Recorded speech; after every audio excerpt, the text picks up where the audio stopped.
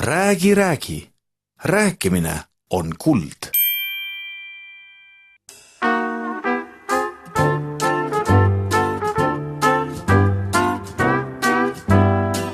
Золотые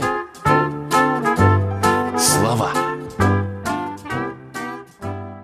Послушайте, пожалуйста, слова и выражения, которые помогут вам лучше понять содержание первой части диалога, в которой Алекс заходит за Марикой, чтобы вместе с ней поехать в магазин покупать подарок ко дню рождения для его мамы. Jämedusi rääkima. Говорить грубости. Грубить. Pahandama. Сердиться. Solvama. Обижать. Plekk. Пятно. Жесть. Kuhu sul nii kiire on? Куда ты так торопишься? Ostmata. Некупленный. Parandama. Исправлять. Чинить. Sünnipäeva pidama. Отмечать. Праздновать день рождения. Tere, Aleks! Tere, kallis! Anna andeks, ma ei ole veel valmis. Küll sa oled ikka kapuša. Kui sa tahad jämedusi rääkida, siis parem ära mõtlegi seda teha. Tegin nalja, ära pahanda. Kuidas ma ei pahanda, kui sa solvad mind? Ma oleks ammu valmis, aga avastasin viimasel hetkel, et seelikul, mille tahtsin selga panna, on plekk. Mis asi? Plekk. Kas sa kuuled seda sõna esimest korda? Olen varem kuulnud küll, aga arvasin, et plekk on ainult žest. Näiteks meil on suvilas plekk katus.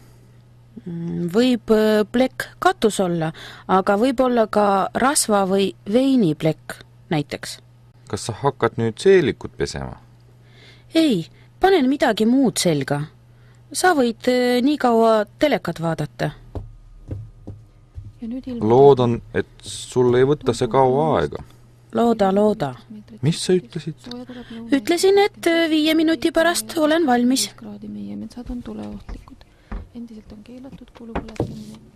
Noh, ei läinud 5 minutitki. Kuhu sul nii kiire on? Kas sa unustasid, et mu emal on täna sünnipäev?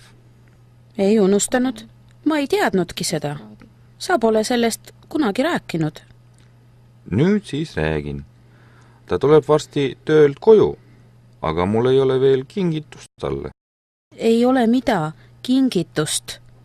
Teiste sõnadega kingitus on veel ostmata. Jaa, on ostmata. Kuigi peab juba kodus emat ootama. Oi, ainult mitte emat. Ema, ainult ema. Hea küll, jätan meelde. Mis kell ta koju tuleb? Täna tuleb ta kell 4, aga praegu kell on juba 12. No meil on ju tervelt 4 tundi. Seda küll, kuid ise tead, et kingituse valimine ja ostmine võtab palju aega. Muide, kas sa oled juba mõelnud, mis see võiks olla? Tahan kinkida talle feeni. Mis asja? Feen, millega juukseid kuivatada. Eesti keeles on see föön. No, väga hea ja kasulik asi. Kas emal ei olegi seda? On, aga väga vana. Isa parandas seda juba mitu korda. Isa on parandanud. Mis poodi me lähme? Arvasin, et võiks minna kaubanduskeskusesse. Võime minna Kristiinesse või Rocca al Maresse. Seal on 3 või 4 kodutehnika kauplust. Lähme siis Õismäele. Lähme.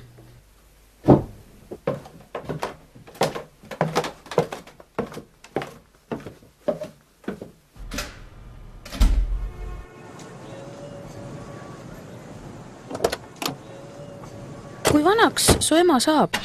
44-aastaseks. Kas ta peab oma sünnipäeva? Mis tähendab peab? Kuidas ta должна свой день рождения? Sõnal pidama on kohutavalt palju tähendusi. Üks nendest on pidutsema. Ah soo, jah, ta peab oma sünnipäeva laupäeval. Tulevad kõik sugulased ja sõbrad. Näe, olemegi kohal.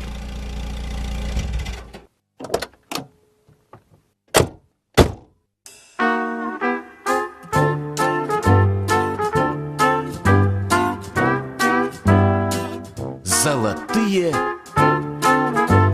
слова. Во второй части диалога наши герои заняты покупкой подарка для мамы Алекса. Алекс решил подарить маме фен, и они с Марикой выбирают его из множества представленных в магазине. Lett, Прилавок. sa võid alati minuga arvestada. Ты можешь всегда рассчитывать на меня. ei jaga. Не разбираюсь. Kasutama. Использовать. Lokid. Кудри. Võimsus. Мощность. Nähtavasti. Очевидно. otsik, Насадка. Samasugune. Такой же. allahindlus, Скидка. soodushind, Льготная цена. Mis siis muud? Что же еще? Pakkima. Упаковывать. Lähme siit paremale. Tehnikakauplused on sealpool. siin on telekad, pliidid, külmkapid, tolmuimejad. kus on väiksed kodumasinad? Vaata, võib-olla seal. Seal on köögitehnika. Näe, siin ongi. oi kui palju. Mis sa siis arvasid? Vaata, siin on lausa 3 letti fööne. Millist vaja on? küll on hea, et tulid koos minuga. Sa võid alati minuga arvestada. Nii, hakkame uurima. Siin on lihtsalt föönid, föönid koolutajad, föönid sirgendajad. tead, ma ei jaga nendest mitte midagi. Oskad sa vähemalt näidata, millist fööni kasutab su ema praegu? kohe vaatan, kas siin on sellist. näe, tal on umbes selline. Selge, sinu ema kasutab föön koolutajat. mida see tähendab, koolutaja? See tähendab, et selle fööniga saab nii kuivatada juukseid kui ka lokke teha. siis võiks seda fööni nimetada lokkijaks, mitte koolutajaks. No, loogiline jah, aga sellist sõna ei ole olemas. Hakkame valima. mina ei oska, vali sina. Vaata, eelkõige erinevad nad võimsuse poolest. võib-olla mida võimsam, seda parem. Nähtavasti küll, aga mina ka pole mingi ekspert. Nii, nüüd valime firma. Mulle näiteks meeldib Philips. kui Philips, siis Philips. mul on ükskõik. peaasi, et see oleks hea ja töötaks kaua. Ja viimane küsimus. Hind. Kui suure summaga sa arvestad? selleks mul raha on, kuid kõige kallimat ei tahaks.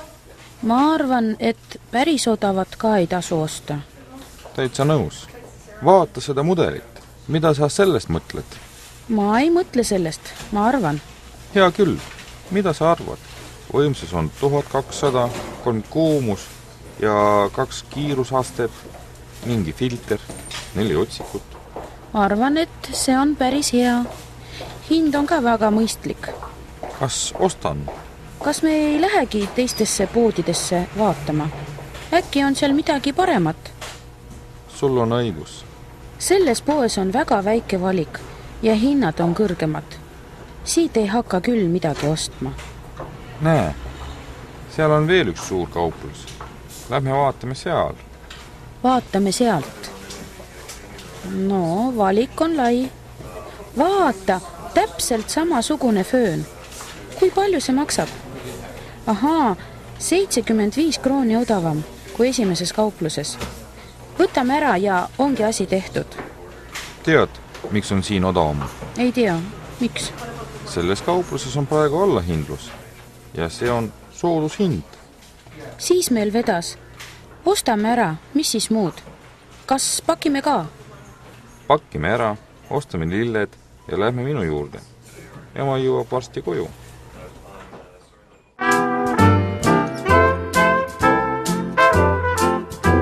Золотая грамматика.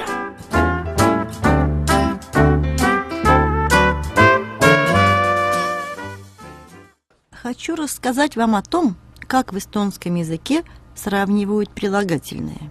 Для тех, кто учился в школе давно, я напомню. Прилагательное – это часть речи, которая отвечает на вопрос «какой?», «какая?», «какое?». Ну, хороший, толстый, сладкое. Признаком сравнительной степени является буква «М». И ее надо прибавить к прилагательному в падеже омастов. То есть все достаточно просто. Давайте попробуем это сделать. Магус – сладкий. В падеже омастов это форма магуса. Прибавляем букву «М», нет ничего сложного. Магусам – более сладкая, слаще. Каллис – дорогой, калли. Форма падежа омастов. И каллим – более дорогой, дороже. Казалось бы, все просто, но есть подводные камни. Односложные слова. Пик в падеже омастов звучит как пика, а вот сравнительная степень – пикем. Лай – лайя, но лайем. То есть надо запомнить, что у односложных слов в сравнительной степени не бывает буквы «а», даже если в омастов она есть. В данном случае «а» переходит в «э». Превосходная степень образуется прибавлением слова «куиге» – «самый». Но, внимание, очень распространенная ошибка. Ведь по-русски мы говорим «самый сладкий», «дорогой», «длинный», а по-эстонски «самый слаще», «самый дороже», «самый длиннее». То есть «куиге магусам», «куиге каллим», «куиге пикем». И еще есть слова, которые образуют сравнительную степень не по правилам. Их надо просто запомнить. К счастью для нас с вами, их немного. Хеа – хороший, лучше. Парем – полью, много. Рохкем – больше. И люгикке – короткий, короче, люхем. Вот и все. Удачи!